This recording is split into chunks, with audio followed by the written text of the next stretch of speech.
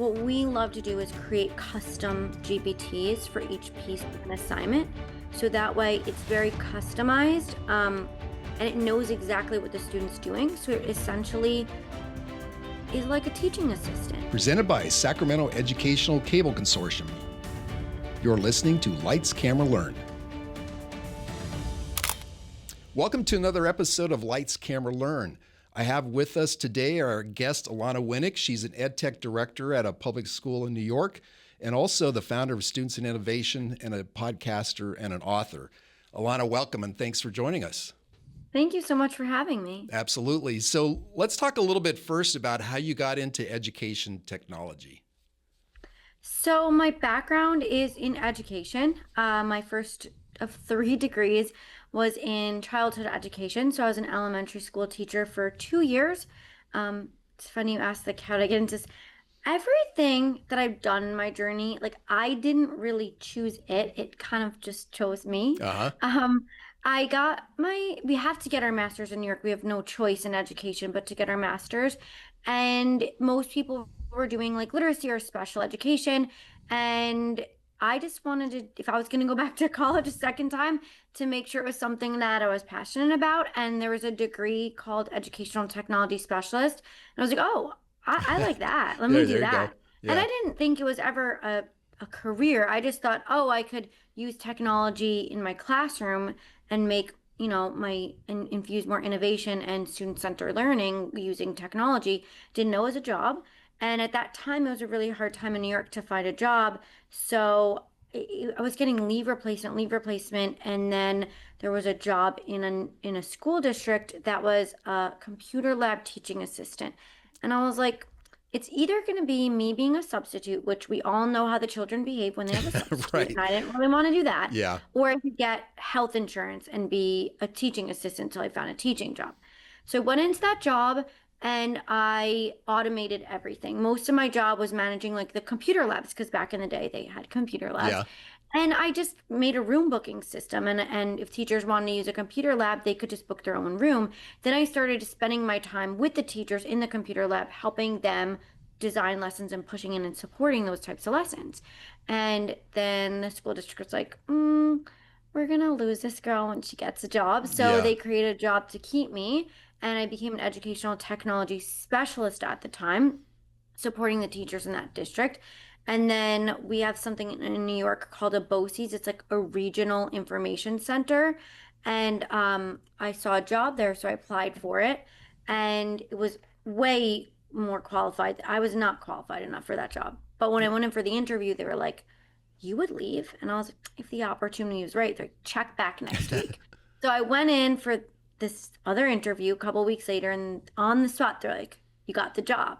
And so I started supporting 48 school districts with integrating technology into the classroom. Oh my gosh, that's and so it's interesting now. Like, so let me keep going with this. Yeah. So then I supported 48 districts, and then during the pandemic, one of the districts I supported was like, we can't share you anymore, so we're going to steal you. So I became their educational technology director, but then I also took over the IT side, and I do IT and ed tech. And then through this other stuff I do it all. And now I've been doing consulting again.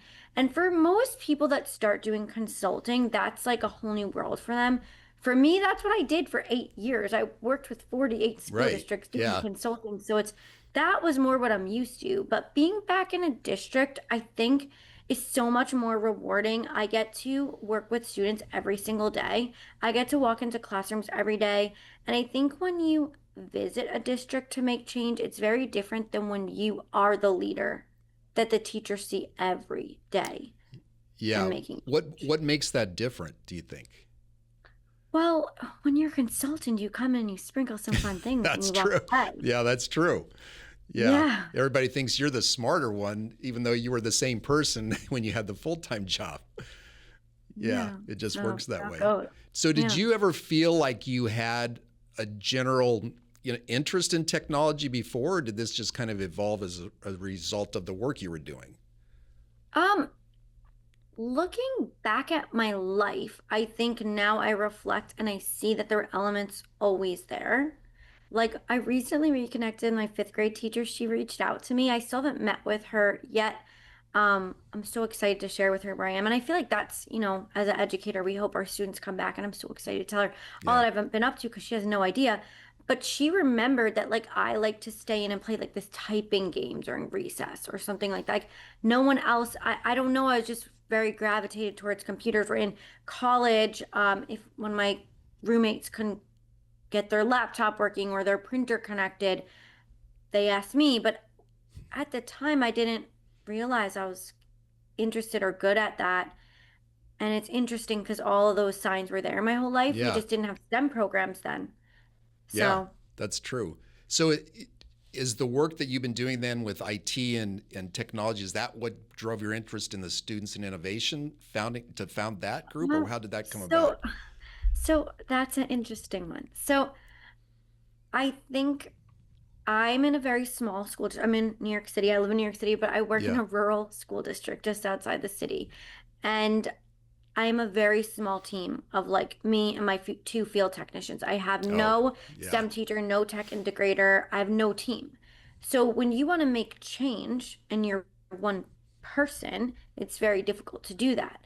But what I also learned as a district leader, well, I've always known this, but like you can't make change from the top down. That's just never going to work. So the approach that I had been doing most of the time was finding my innovators, finding my pioneers, having them try things out and sharing what's going on, right? Yeah. But what I found is that when you start from the bottom up, you see a lot more change. So I have a bunch of students that I work with in their classrooms, and they really love technology. And so then I started an innovation club in my school. And here's an example. We have VR headsets that I bought so many years ago. They're not used. Why are they not used? Because teachers are scared of them, Yeah. right? Yeah. They're just scared of VR. Like it's Right. scary for them. So what my superintendent always says to me is like, what's the barrier? Like, let's just remove the barrier, whatever it is. So in this case, it's the teachers feeling uncomfortable with technology. So in the instance of the VR, I put the VR headsets in front of the kids. I said, figure them out. Go ahead, figure them out. Yeah. The directions were wrong. They redid their directions. They were named really weird. They renamed them. They made posters on Canva. They invited teachers in and they taught the teachers how to use the VR headsets. And in fact, the teachers don't even need to know how to use them because if you have an innovation club kid in your class, they'll just run the whole experience. Yeah. And now Yeah. the technology is being infused in the classroom, but you're removing the barrier for the teacher to be hesitant or resistant. And then with I have some teachers doing the most innovative things in the country, but not everyone, Yeah. right? So Yeah. this year, on Superintendent's Conference Day, I had my students for innovation, my Innovation Club students, do our superintendent's keynote and to launch the Superintendent's Conference Day. And it was students with all different learning abilities and Yeah. differences and talking about how AI helps support them as learners. So now you have an ENL kid standing up there talking about how AI supports him as an English language learner. You have Right. another student that's standing up there talking about how they have processing issues and how AI can help them digest and process the information better. And now you're a teacher sitting there in the audience and you have that kid coming into your classroom. You better Yeah. they're thinking like I better step up. Like that kid knows what they need. They know how to articulate and verbalize it, and they know they can help me. Yeah. So when the students, I work with them a lot on public speaking because if they can't get their idea out in a clear way, then people aren't going to receive that. Right. So we do a lot of Right. public speaking, but for the teachers, I just remove the barrier. Like, okay, you want to use AI, you want to use VR, you want to use, you name it. Here's my army of Yeah. children. They'll help you. So how many schools are the Students in Innovation is that at right now?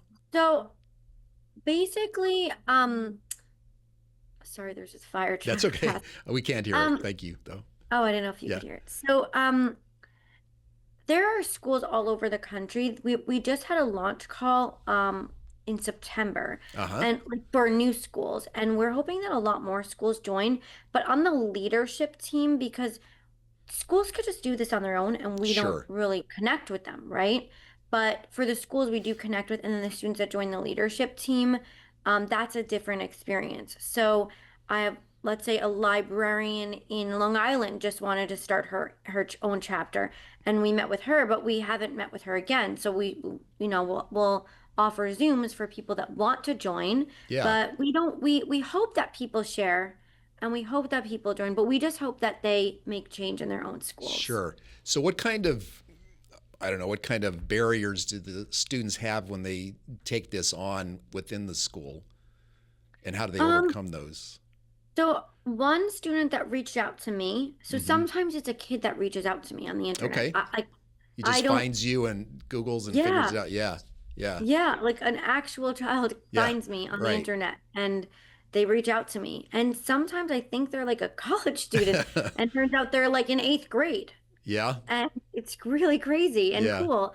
And so that student wasn't using any AI in her school district, and she really wanted to advocate for the use of AI. And Okay. so I helped support her and teach her how to respectfully advocate. And then she actually so in her school district, they wanted to make an AI policy. I don't necessarily believe in that. I think you could just revise your own existing policies and focus on academic integrity. But Hmm. they were writing an AI policy. So she actually worked with her board of education to help them develop an AI policy. And we believe, because I help them, formulate their own opinions. Sure. I don't try to force my opinions on any of them. That it's really like assignment by assignment guidelines, because think about how confusing this is for a kid. They're in one class and what's okay in that class, and then they walk across the hall to the next class, and what that teacher says is okay is something completely different. And then within that class, what's okay today might not be okay tomorrow. So Yes. it's going to vary like by assignment, but not even just the assignment. It could be the different parts of the assignment. So what's acceptable for the brainstorming part of the assignment may not be acceptable for the editing part of the assignment. Sure. So just making sure that the ownership's really on the teacher and communicating what's acceptable for each phase. And so Yeah. she really advocated for that with her Board of Education. So just, being a support system to help students that want to make change that don't have an adult like me in their district to help them. Right. So what kind of tools do you give those students to empower them to get through that? It's different for everyone Yeah. because it could be a private school, it could be a public school, it could Yeah. be, there's so many different it could be a small rural school versus city school district. So, um, but really, I think, you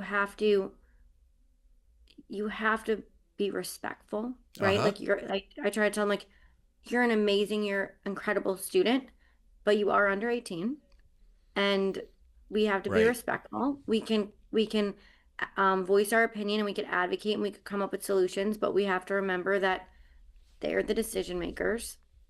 So I help them just like navigate that. Yeah. So when it comes to AI, I think all schools are struggling. Here in Sacramento, each school district's different. Like you Mhm. said, you could walk across the hall and one teacher's got their idea of what it should be, another has their idea of what it should be. I guess one of the first questions is, where are educators getting AI wrong? And what kind of misconceptions are they bringing into their classroom related to Yeah, that? my students tell me Yeah. that teachers think that AI is cheating. Yeah. And that is a major misconception that the children tell me. And they want to set that record straight because they don't think it's cheating if it's used the right way.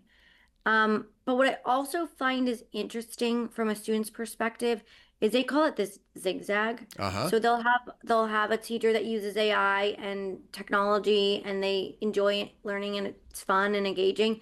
And they go to the next class or the next teacher, the next grade.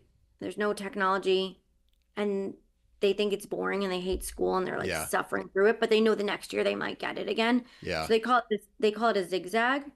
And I think that that's horrible for me to hear that, you know, they know what it could and should look like, and Yeah. then we just like pull the rug out from under them and take it away from them. Right. So what do you think it should look like? What does AI in a classroom with success look like?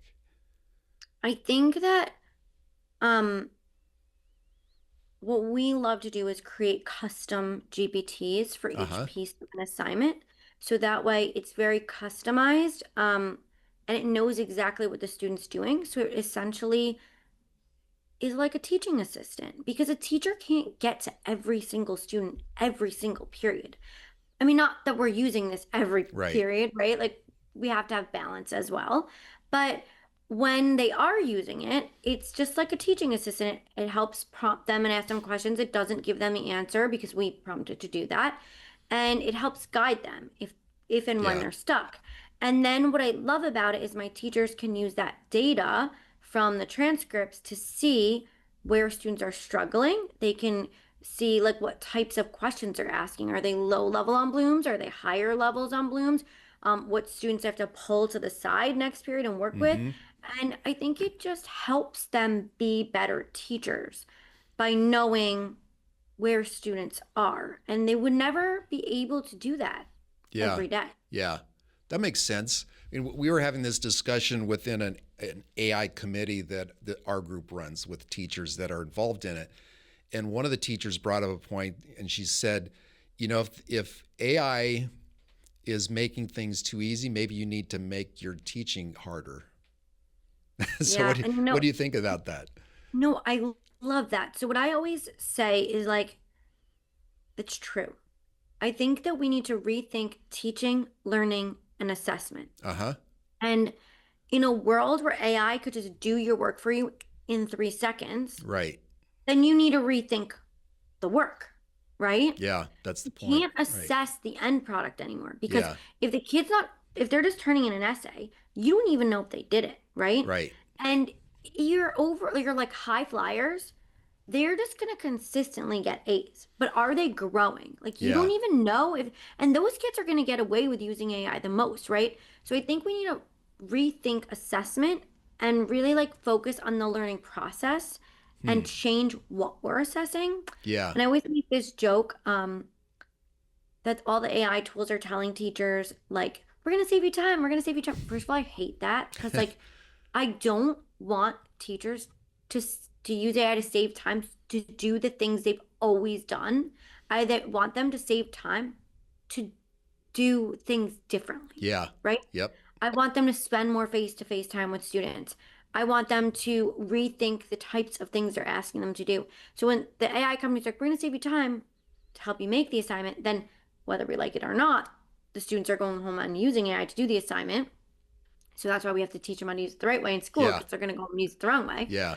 And then the AI companies are, we're going to help you grade your assignment. So if the AI is creating it, doing it, and grading it, then what's the point of the assignment, That's right? right. So that's why I think we really need to rethink that. And the framework that I really came up with is the what, the why, the how. Rethinking what we ask the students to do, why we ask them to do that, and how we're assessing them. And the one example that I always give, because I think it's a fun example, but I could give like 500, is a persuasive essay. So what's the point of the persuasive essay? To persuade the reader to feel differently or to think differently.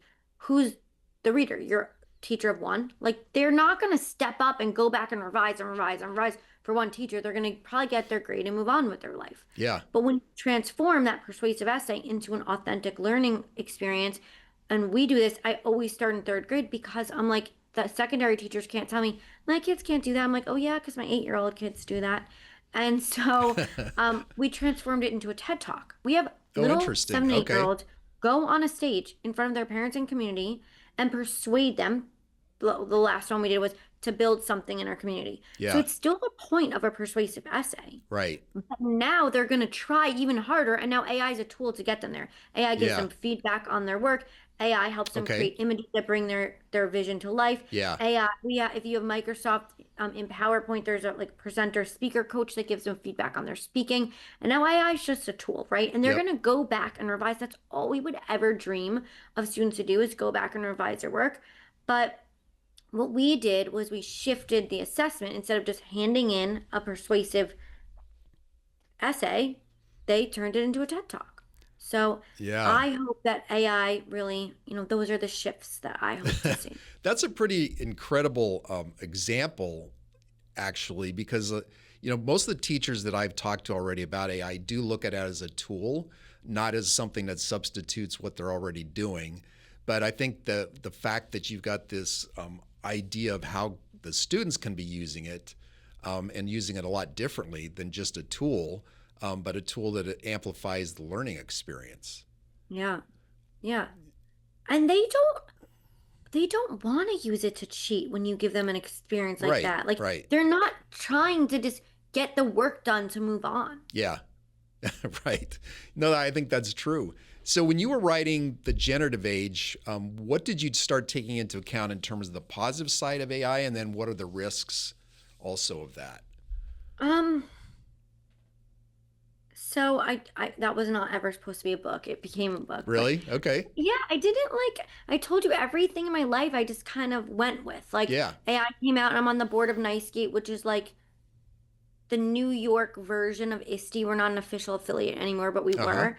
And I was like, well, this thing came out and we kind of have to address it. So we should have a webinar, but I didn't know who could talk about it. So I was like, I'll take one for the team. I'll figure it out. I'll just figure out enough. Yeah.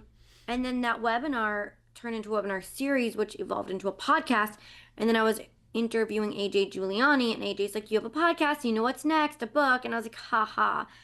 Funny you say it though. I am working on something, but it's not a book. Yeah. It would just be like a quick start guide for school and district leaders on what they needed to know, because I felt like they didn't really understand what this meant for the future of education. Sure. So that evolved into a book that I never dreamt of writing either.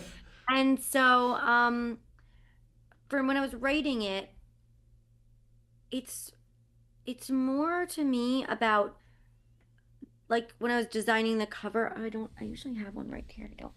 It's a light. Oh, I have this. Oh, The there we light go. bulb Yep. with Yep. I've seen that. with Yeah. the galaxy inside. Yeah. So when I was designing the front cover, they were kept putting like human heads and neural networks. I'm like, Oh, that's not of what AI course. looks. So then I'm like, what does AI mean to me then? So for Yeah. me, it represents a universe of ideas and possibilities. So that's what this Okay. represents. That makes sense. And Yep. so that's like kind of what I was going for with the book. Like, what does this mean for education? What possibilities does this open for us? Some of them are available right now in 2025. I wrote the book 2 years ago. Some things are still not there yet. Yeah. Like, I imagine that like if you're learning a new language like French, you could put on like a VR headset and then pretend you're sitting in a cafe in France and ordering food Yeah. and practicing your language, and that's AI, right? Yeah. I mean, I'm sure there's schools doing things like that, but that's not in your general public Right. schools, right? So just the different types of AI and what's possible. And that was just one example, but there are things that we do need to consider. And the two things that we do need to consider that are maybe a little bit more negative. So I always give every AI user two jobs, whether you're an adult or you're a student. And your first job is to be a detective on the lookout for bias and misinformation. They're both equally important. Yeah. So that's so important. But the thing is, for me, these are not new things, right? Like we've always taught media literacy. It's actually media literacy week this Yes. week. Yeah. We've always taught that, right? Not everything you read on the internet is true. You have to back it up with a reliable resource. So again, not new, but now we're just teaching that with AI. Right. And then the second job is to be a DJ and like remix the content with your own voice and like your own thoughts and your own ideas and your own voice. And we explicitly teach this in my school district. We don't expect that children or teachers know how to Right. do this, right? And we'll have a lesson like as young as, let's say, second grade, where they're picking and choosing things from AI and then remixing it to make it their own. Yeah. And we keep doing that every year, where they're remixing and they're remixing and they're remixing, because would you copy something off the internet? Would you copy something off a book? No. Why would you copy something off AI? Like Right. it's just, it's not new. None of this is new. And I think for me, I've always believed that education needed to change when I was a student. Like I didn't like sitting there doing workbooks and Yeah. worksheets.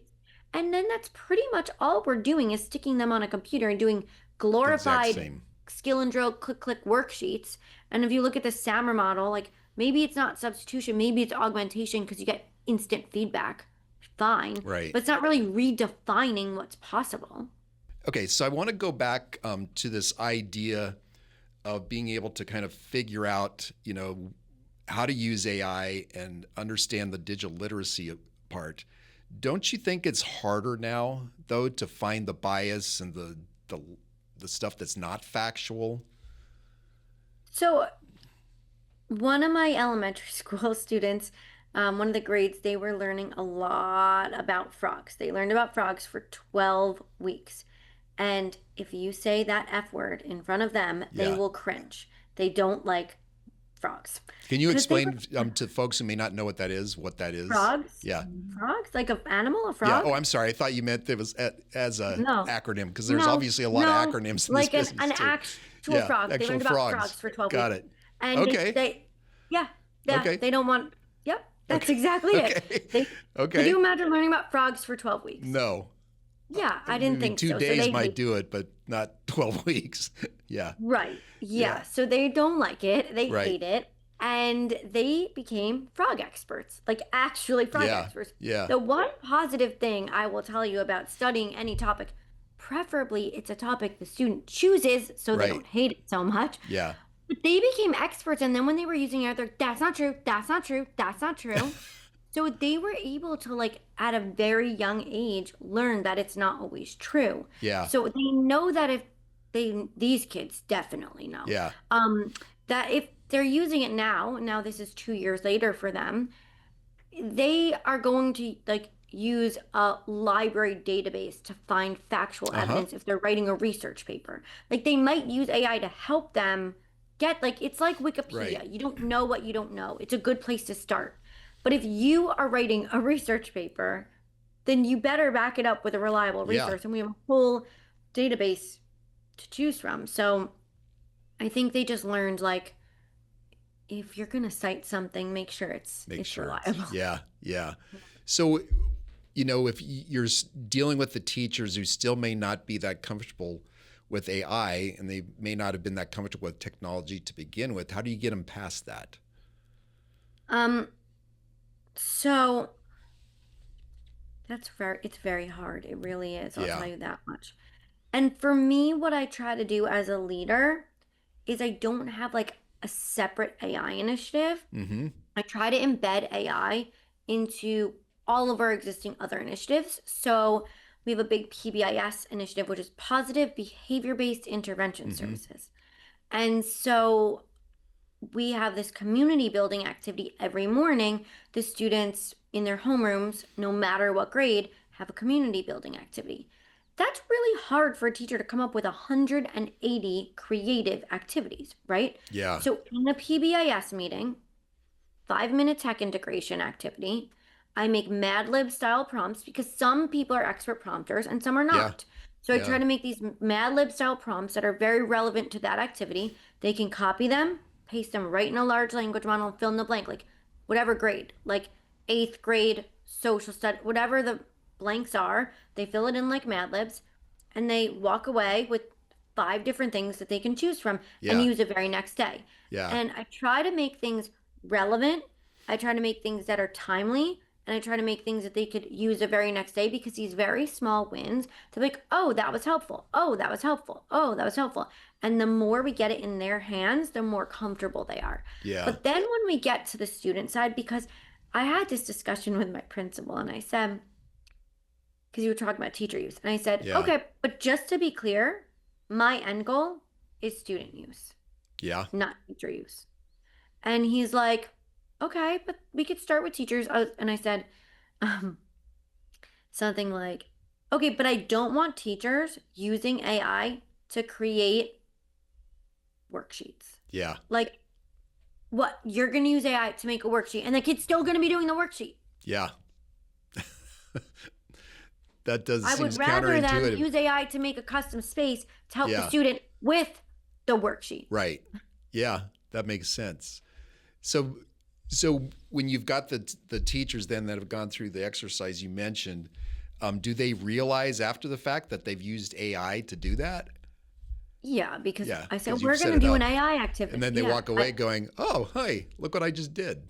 Yeah. And then, like, you have to really build relationships. And I think the Yeah. times when the teachers start to use it more is when you make it personal. Like if someone's going on a vacation, like, oh, why don't you use AI to help you plan your vacation? Or we just open a new fitness center. So some people are getting into like fitness. Yeah. So have the AI help you make a fitness routine for that day. Yeah. Um, so I think once they start using it personally, that's like low stakes, low risk, Yep. personal use, they get more comfortable, then they're more likely to do it. But then to get it in the hands of the students. So last year for National AI Literacy Day, I'm on the board of National AI Literacy Day, Uh-huh. but for my own district, what I did, I wanted every single student to use it no matter what, like if their teacher uses it or not. So I created different leveled activities. It was also Women's History Month. Okay. So I made like a 3 slideshow PowerPoint. Slide one was the directions, which I'm going to go through with you. Slide Yeah. two was watch a video as a class. And it was about Women's History Month, but like obviously for like K1, 2 was very different than Sure. secondary Women's History Month, which is about like maybe Rosa Parks and Harriet Tubman and all other famous women Yeah. that have done some amazing things. So watch whatever the relevant age appropriate video is.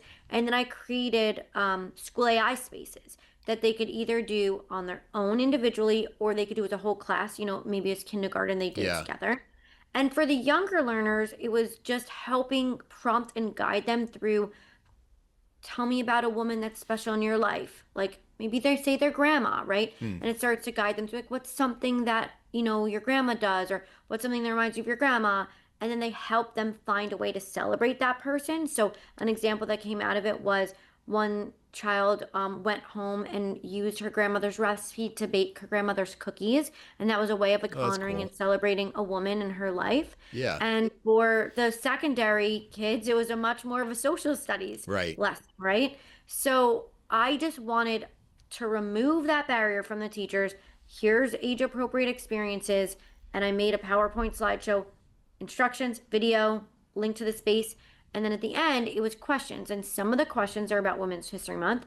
And like one or two were just like, how did the AI help support you in your learning? Yeah. So just to open up the dialogue. And then I was hoping that once the teachers used it in class with their students, they saw the value and then they would want to learn more. So Right. there are PD opportunities for them to learn more. We always roll everything out in 3 phases, and I don't like to say years because someone could get to phase 3 in like a month if they Sure. really want Yeah. to. Yeah. But we as a district set like these phases, and year one or phase one would be what do we need to do? Yeah.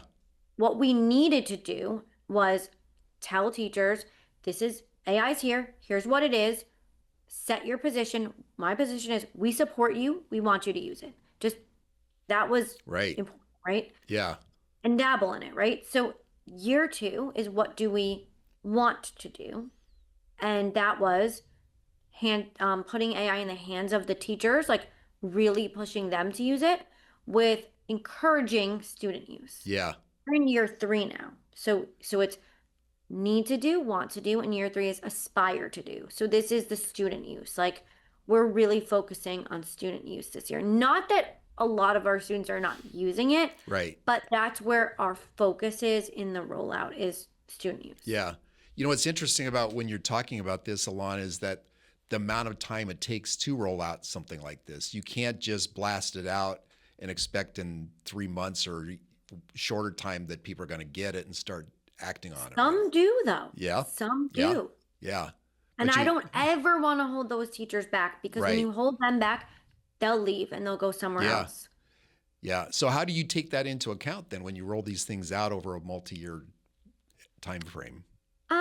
Well, my teachers, they know that I'm going to support them to do anything. Yeah.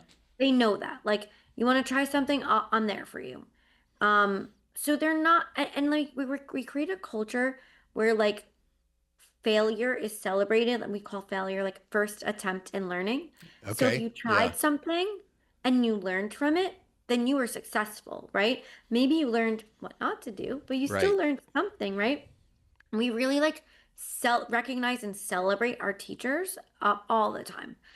We have a Friday thing that goes out every week where we celebrate all of our staff that are doing great things. And I think it's just about building a community and a culture that really revolves around that.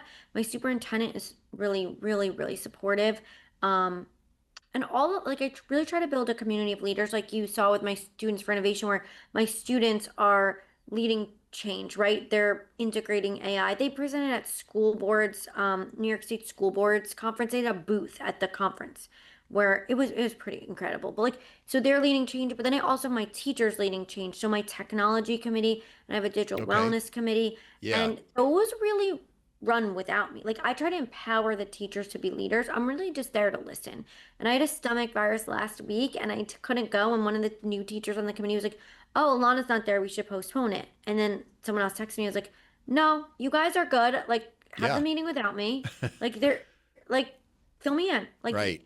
I want them to, or I didn't want them. They come up with an agenda, then they send it to me, and I look it over, and I might add something that they don't know about Sure. because they're in the classrooms and they might not know about it. And I have teachers everywhere from early childhood to secondary to related arts to special education and everything in between. So I try to have like a voice. And we have a student on our committee. They don't come to every meeting because Mm-hmm. sometimes it's not appropriate for them to be there. But I think student voice is important. And so, for example, my superintendent gave me permission to host one paid PD per month because a lot of times I want to do a lot of this PD, but there's so many other initiatives that are going on, Oh, and the yeah. principal doesn't always want to highlight what I'm Right. doing, right? Right. So the superintendent said we could have one paid PD per month. So they isolate like what do we think is important and which teacher do we want to invite to teach that PD. And they bring it to me and then I get approval from the superintendent and then any teacher that comes gets paid 1 hour of time for being Well, there. that's great. So Yeah. that's how we also get. Right. So Yeah. I want to go back a little bit on the student side for students that don't have access to this students in innovation group that you have. How would you encourage students to get involved in that type of thing at their own school? Yeah, I think that kids don't feel like they have a voice and they can make Right. change. They really don't. Yeah. And they just think that they're stuck and they don't think that they can make change. I actually have a paper off across the room. The one kid wrote Uh-huh. steps for advocating. Well, that's Yeah, great. she did. Um, I think the most important thing to do is find a trusted adult. Like when Yeah. they reach out to me, I'm like, I can try to help you, but like you really need an adult advocate on your side in your district. So they usually find a trusted adult. It could be a teacher, it could be a principal, it could be a guidance counselor, anyone they trust. And that's really step one is finding Yeah. someone that will support them in their own school Sure. district. Do you think that innovation always has to involve technology, or is there innovation that happens Oh. without it? We were just talking about like what is technology anyway, because Uh-huh. technology was a wheel, right? Right. That's true. Yep. Yeah. Yep. So technology is really anything that is innovating. Yeah. So we're like, is technology innovation or is innovation tech? Like It's we pro- just had a whole conversation yeah, about it's kind that of a actually. chicken and egg thing, right? Is it what are you going Yeah. to call it after it's done, or is it already the process of innovating creates it? Yeah. And like a Yeah. pencil is technically technology, Yeah. right? Yep. Yeah, that's true. So Yeah. when you're looking at AI, where do you think it's going to be in 5 years in education? And it's hard I to mean, say, but because it's changing so fast. education is just such a slow moving thing. I don't think I think the AI itself will advance so much. Yeah. I don't think that we'll see that in schools as fast as it's evolving, Yeah. which is sad. I was just on a Parent Square webinar today, and we literally went over that same question 5 years from now. They're like, do you think I don't know. So the question was phrased something about email. It had the word email Huh. in it. And I said, email's not even going to look the same in 5 years because what's going to happen is you're going to wake up, you're going to check your email, and all of your emails that you got will already have a pre written response that's in your voice. That's probably what you would have said. And you'll just review the response and press send. Yeah, And I could see that. that's not Yeah. even 5 years away. Right, Like that's right, probably right now, right? So right. in 5 years, that will definitely be there. But then when we look at schools, right, I think what will be possible and what actually is are going to be two very different things. But I think everyone could have their own like personalized, you know, personal assistant, a digital Yeah. assistant. Agents are AI agents are out right now. Mm-hmm. They're not perfect yet, but like essentially what you could do in your, let's say in your home life, you probably have like Siri or Alexa or something like Yeah. that. And if you're like, you would be able to verbally talk to an AI assistant, but it would actually do things for you. If I'm like, oh, schedule a meeting with Aaron for next Wednesday at 12:30 p.m. Eastern time and put a Zoom link on it. Yeah. It would just do that. Right. Or if I'm Yeah. like, I'm hungry, order me tacos and have them delivered by 2 p.m. It would just do it. Yeah. And imagine what that's going to do for you in your job and education when you're doing so many things and you could just use your voice to control Yep. and just get everything done. Like I'm in the car for 45 minutes on my way to work and an hour home. And during that time, it's great thinking time. But when I think of ideas, I can't actually do them. No, you And to be can't. able to use my voice to do my work, Right. I'll get so much more done. So it's interesting because I love thinking about this kind of stuff forward. So let's say I'm a student and I actually have a teaching assistant that Yeah. the teacher does, it doesn't take the place of the teacher, but perhaps what it does is it already knows what my strengths and weaknesses are on a particular subject. And it can say, Uh-huh. hey, Aaron, it looks like you didn't do so well on this test. Here's places you can go to find the additional information so the next time you take the test, you do better. Well, it will know all your teachers, Yeah. probably, right? It will know all your teachers, all your assignments, Yeah. like all of the curriculum that the teachers assigned. It will know your learning style, how you learn best. It will like remind you to do everything. Like, oh, you have a baseball game tomorrow night. You should Right. probably study tonight. Like, it'll Yeah. just it's just gonna make the student's life so much easier. Um, and I think it will just I just think it's just gonna prepare them for like the world that they're about to Yeah. graduate into. Yeah, I think you're right. I mean, so for schools, because a lot of this gets kind of dictated by schools or school districts that are still trying to figure this out. What kind of consultation, if you will, would you give them on how to figure it out and get it started if they're still reticent to do so? I mean, what I would say to them first of Yeah, all would be like, not the consultation's a second part, but like yeah, our job as educators is to prepare students for their future. yeah, If we do not teach them about AI, we are causing a massive digital divide, and it may have nothing to do with socioeconomic status, right, and they will be at a disadvantage. And that is such a disservice to your students, and your students deserve to learn this so that they're right, prepared when they graduate into the real yeah, world. So I would just, remind them and ask them like, what made you go into this profession? And hopefully it's the students, and yeah, hopefully we can refocus on the reason why we're all here. And a lot of times I think the conversations go back to the teachers, and I think we need to reframe the conversation to be focused around students.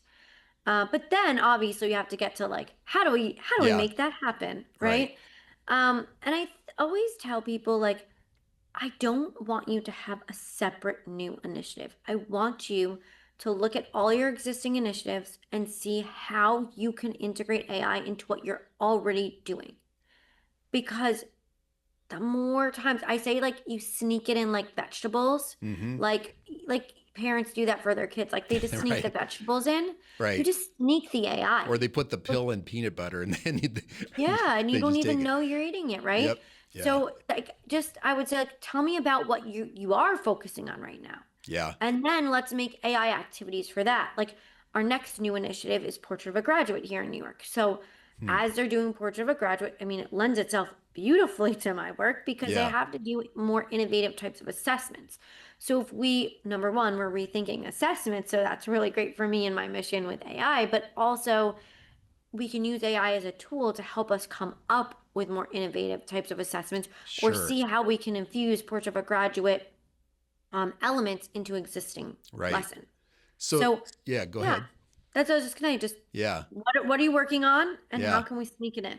That makes sense. I mean, the other thing about this is, every new technology to some extent exacerbates certain divides, whether it be a gender divide, a racial divide, you know, ethnic divide, what have you. Do you feel like that's the same way with AI, or could that be more of an overall equalizer? I mean, obviously we discussed that there's bias and Yeah. discrimination there, but I Yep. think that just access to AI and knowledge and skills around AI actually is an equalizer because if you think of a student who maybe has a learning difference Yeah. and maybe might not ever read or write on the same level that you and I read and write on, it actually does level up their playing field. And I don't Uh huh. ever like I tell people like I don't think we should get rid of foundational skills. Yeah. And I always do make a joke about like our job isn't to prepare students for standardized tests, it's to prepare kids for life. I still want them to do well on standardized tests. Sure. Like I'm not saying, but like Right. that's not what my focus is, right? But I think for a kid that might not thrive on standardized exams, right? Or a kid that, like, this is a very basic example I give. Like, let's say a student, they graduate or maybe they get a GED and they become a landscaper. And that's great. And they Yeah. really enjoy that. But now let's say they want to start their own landscaping company, they might not have the reading and writing skills that they need to create a business plan, to Yeah. create an email that sounds like an email you or I would write. But Right. if we provide them with knowledge and skills, AI skills, and they can actually use AI to help them level their playing field. Like if you got an email from someone that was asking you for landscaping services and it wasn't coherent in a way Yeah. that you would write, you wouldn't hire them, Not at right? all. Right. But if they sounded like a way we would write, then you might, right? And it doesn't mean they're not good at what they do. They're just Yeah. not good Yeah. at certain things. So if AI can help level that playing field, then why would we not teach them how to use it? And yes, there's Yeah. a time and place where they need to focus on the foundational skills, but there's also a time and place for my dyslexic students, my dysgraphic students, my ENL students to learn this skill because this is a skill that they will need to level the playing field when they're our age. Yeah. That's a really good point because most technologies, that's not the case. You have to have access to very specific type of technology, and it's only going to do a very specific thing. Where AI is obviously these examples are much broader, as Yeah. well as being specific to a particular situation. Yeah. Yeah. And I think there was a digital divide pre-pandemic. I think the Yeah. pandemic really leveled the playing field. Definitely in New Hmm. York, I think around the country too, where now we see most students have one-to-one devices, and if they don't have Yeah. internet at home, then we provide them with hotspots. And that was really a pandemic thing. I think that was a great first step, just to have access to a Yeah. device and the internet. But what's interesting about artificial intelligence is that there's a very different type of digital divide that may not have to do with socioeconomic status. Yeah. And and you could live in an affluent district, everyone has a MacBook, but you don't teach them how to use AI. Yeah. That's true. That's very true. Because you're either afraid of it, you don't get it, and you don't want to touch it, and you just figure out if I ignore it, it might go away, which it won't. Oh, it's not going Yeah, away. exactly. Exactly. Yeah. So, as we wrap up here, Alana, what are some last words you might give teachers as they're still considering AI that we haven't talked about already? Um, so I mean, what kind of teacher? Like a resistant, hesitant Yeah. teacher? Yeah. Okay. Yep.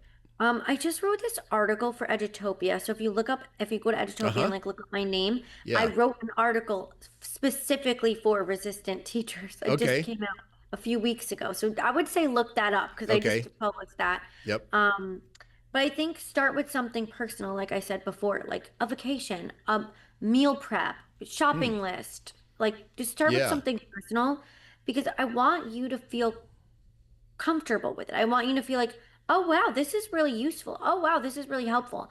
Then when you move into like your work world, I Yeah. want you to pick something that you've done before. And that way, like, you're like, oh, I love this lesson, but like, I don't think it like resonates with this year's students. Like, maybe I could find a better hook.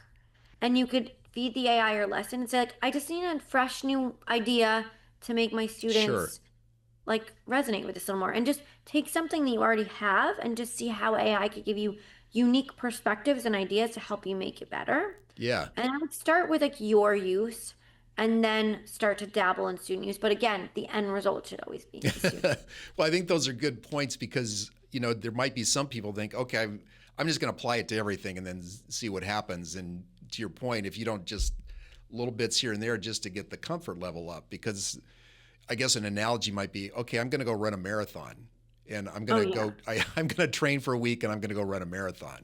Yeah, that's not going to work. You're going to hurt yourself. Yeah. Yeah. Well, Alana, this has been great. I really appreciate it. Where can people find your book and your podcast?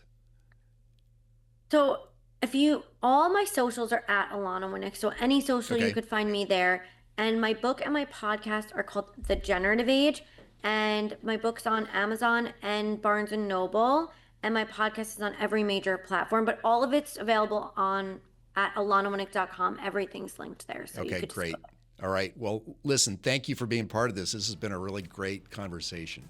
Yeah, thank you so much. It's been so fun. Thanks for having me. Absolutely. All right. Well, that's it for this episode of Lights, Camera, Learn. You can catch us on Apple Music, Spotify, Pandora, and also on our website, secctv.org. You can also support us on Patreon by clicking on Lights, Camera, Learn. Until the next episode, make it a great day. Thank you.